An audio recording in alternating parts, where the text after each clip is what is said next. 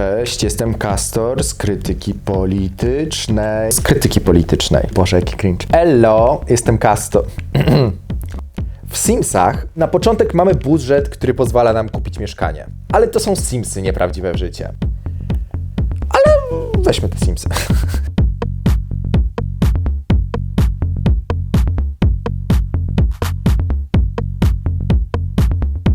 Zróbmy Kacpra.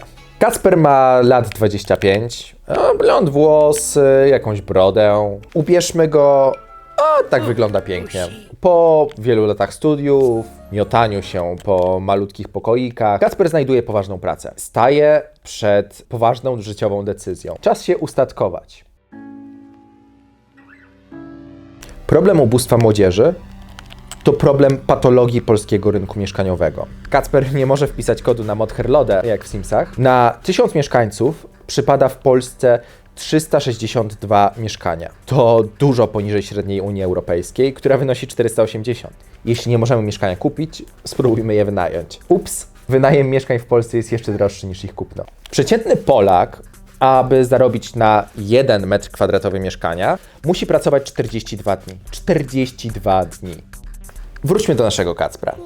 Teraz 8 lat charówki. 8 lat charówki starczy mu na wzięcie kredytu. Wzięcie kredytu na lat 40. Ale pod warunkiem, że w międzyczasie nie będzie chodził do restauracji, nie będzie chodził do kina. Nie będzie chodził na siłownię, nie będzie chodził na mecze piłkarskie, nie będzie chodził jeść. Ponieważ nie może wydać ani złotówki, żeby w 8 lat uzbierać na wkład własny. W tym momencie mógłby się pojawić głos sprzeciwu.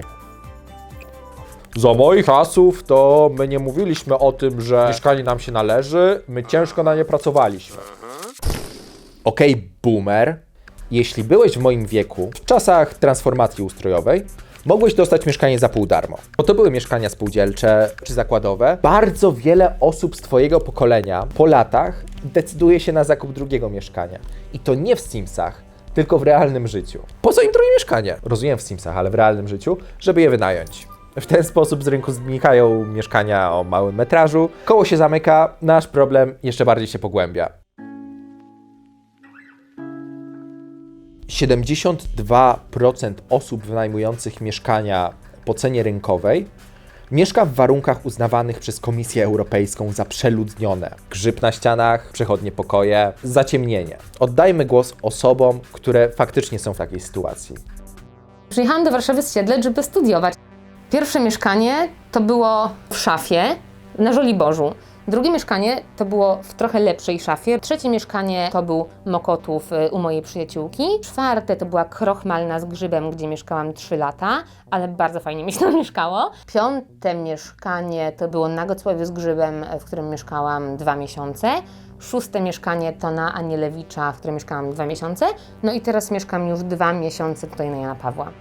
Było to tak, że przez ostatnie 2 lata mieszkałem w hotelu pracowniczym. To, co mi się tam podobało, to to, że ta grupa pracowników, do której należałem, tworzyliśmy taką wspólnotę tam, wspólnotę w swojej niedoli, ale mnie wywalono z pracy. Wróciłem na kanapę do mojej mamy. Pomyślałem sobie, że akademik to jest takie miejsce, które mnie jakoś ożywi. Na LinkedInie na początku właśnie tak podeszłam bardzo ambitnie, uznałam, że stworzę taki profil, który będzie taki zachęcający do tego, żeby jakąś współpracę ze mną mieć. No ale zdenerwowałam się, że czuję się taka jakby niechciana przez ten świat i zmieniłam całą prezentację na napis, czemu mam płacić za to, że istnieje. Przez chwilę po prostu poszłam pracować do gastro, no i nie miałam pieniędzy, w ogóle czułam się jak śmieć ludzki, no więc stwierdziłam, że ja po prostu potrzebuję odpoczynku, to pomyślałam, że wpadnę do rodziców. Moi rodzice, kurwa, mają 40 metrów kwadratowych, jakby to nie był dobry pomysł, no ale jakby szybko otrzeźwiałam i zrozumiałam, że muszę wracać. Później już miałam lepszą sytuację i była mnie stać na pokój za 700 zł, a nie za 600. Chodzi mi o taką podstawę, czyli że ja muszę mieć przynajmniej te 3000 miesięcznie, żyjąc w Warszawie, żeby zapłacić za mieszkanie i zapłacić za jedzenie.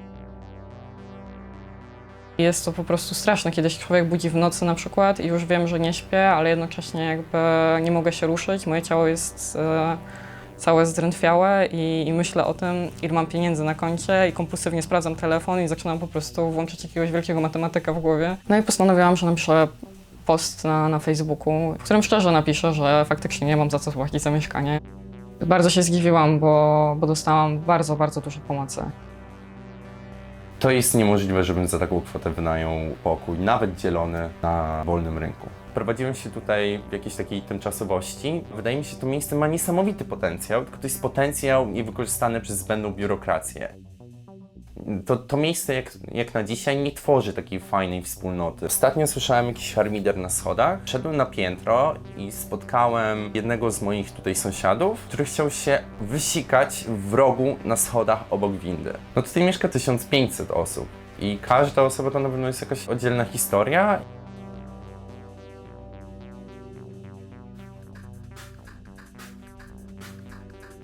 Co możemy zrobić? Są pewne mechanizmy kontroli czynszów, które możemy wprowadzić. Niemcy, za naszą zachodnią granicą, pokazują, że to da się zrobić. Mietspiegel to sposób prowadzenia polityki, aby ceny mieszkań w danej okolicy odzwierciedlały ceny innych mieszkań wynajmowanych w danej okolicy. To pierwsze, a drugie mieszkania socjalne. W Polsce mizerne 1,6% mieszkań należy do towarzystw budownictwa socjalnego. Mieszkania socjalne nie tylko pomagają najuboższym, mieszkania socjalne wpływają również na obniżenie cen wynajmu mieszkań w danej okolicy. Musimy wdrożyć skuteczną politykę mieszkaniową i konsekwentnie ją przestrzegać. Tego sobie i Wam życzę. Do zobaczenia w następnym odcinku.